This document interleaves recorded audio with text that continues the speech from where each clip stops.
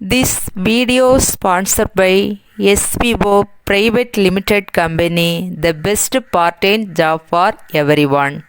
Skip பண்ணாதீங்க. பெரிய தப்பு. தினம் 300 ரூபாய் சம்பாதிக்க அரிய வாய்ப்பு. இன்ஸ்டாகிராம், ஃபேஸ்புக் பயன்படுத்த தெரிந்தால் போதும் content post and content publishing மூலமா தினம் 300 ரூபாய் சம்பாதிக்கலாம். இந்த வேலை செய்ய 5 நிமிடம் போதும். Work training support, group communication support, all language customer live chat support, முக்கியமா சொந்தமா ஒரு பிசினஸ் ஸ்டார்ட் பண்ற அளவுக்கு உங்களால கற்றுக்கொள்ளவும் முடியும், சம்பாதிக்கவும் முடியும். இந்த வேலை வாய்ப்பு வழங்குவது 5 வருடத்திற்கு மேல ரன் ஆகிட்டு இருக்க நம்ம தமிழ்நாட்டு company school of business organisation private limited. மேலும் விவரங்களுக்கு டிஸ்கிரிப்ஷன்ல கொடுத்திருக்க நம்பருக்கு வாட்ஸ்அப் பண்ணுங்க.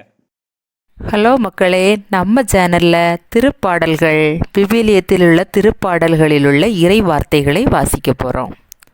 திருப்பாடல்கள் 1ஆம் அதிகாரம். நற்பேறு பெற்றவர் யார்? அவர் பொல்லாரின் சொல்லின்படி நடவாதவர், பாவிகளின் தீய வழி நில்லாதவர், இகழ்வாரின் குழுவில் அமராதவர். ஆனால் அவர் ஆண்டவரின் திருச்சட்டத்தில் மகிழ்ச்சியுறுவர். அவரது சட்டத்தை பற்றி இரவும் பகலும் சிந்திப்பவர். அவர் நீரோடை போல் நடப்பட்ட மரம் போல் இருப்பார். பருவ காலத்தில் கனிதந்து என்றும் பசுமையாயிருக்கும் அம்மரத்திற்கு ஒப்பாவார். தாம் செய்வதனைத்திலும் வெற்றி பெறுவார். ஆனால் பொல்லார் அப்படி இல்லை. அவர்கள் காற்று அடித்து செல்லும் பதரை போல் ஆவர். பொல்லார் நீதி தீர்ப்பின் போது நிலை நிற்க மாட்டார். பாவிகள் நேர்மையாளரின் மன்றத்தில் இடம்பெறார். நேர்மையாளரின் நெறியை ஆண்டவர் கருத்தில் கொள்வார். பொல்லாரின் வழியோ அழிவை தரும். திருப்பாடல்கள் 2ஆம் அதிகாரம். வேற்றினத்தார் சீறி எழுவது ஏன்? மக்களினங்கள் வீணாக சூழ்ச்சி செய்வது ஏன்? ஆண்டவருக்கும் அவர்தம் அருள் பொழிவு பெற்றவருக்கும் எதிராக பூ உலகின் அரசர்கள் அணிவகுத்து நிற்கின்றார்கள். ஆள்வோர் ஒன்று கூடி சதி செய்கின்றார்கள். அவர்கள் பூட்டிய தலைகளை தகர்ப்போம். அவர்கள் வைத்த கண்ணிகளை நம்மிடமிருந்து அறுத்தெறிவோம் என்கிறார்கள். விண்ணுலகில் வீற்றிருப்பவரை எள்ளி நகைகின்றனர். என் தலைவர் அவர்களை பார்த்து ஏளனம் செய்கின்றனர். அவர் சினமுற்று அவர்களை மிரட்டுகின்றார்.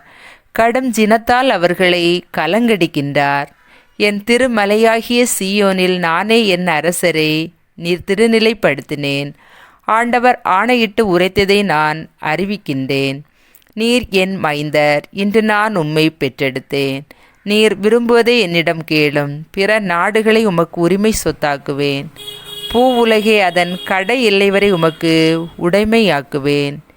இரும்பு கோலால் நீர் அவர்களை தாக்குவீர். குயவன் களத்தை போல அவர்களை நொறுக்குவீர். ஆகவே மன்னர்களே, விவேகமாக நடந்து கொள்ளுங்கள். பூவுலகை ஆள்வோரை எச்சரிக்கையாக இருங்கள். அச்சத்தோடு ஆண்டவரை வழிபடுங்கள். நடுநடுங்குங்கள். அவர் திருமுன் அகமகிழுங்கள். அவர் சினம் கொள்ளாதபடியும் நீங்கள் வழியில் அழியாதபடியும் அவரது காலடியை முத்தமிடுங்கள். இல்லையேல் அவரது சினம் விரைவில் பற்றி எரியும். அவரிடம் அடைக்கலம் புகுவோர் அனைவரும் பேறு பெற்றோர். ஓகே ஃப்ரெண்ட்ஸ், இந்த சேனல் உங்களுக்கு பிடிச்சிருந்தா லைக் பண்ணுங்கள், ஷேர் பண்ணுங்கள், சப்ஸ்கிரைப் பண்ணுங்கள். தேங்க்யூ.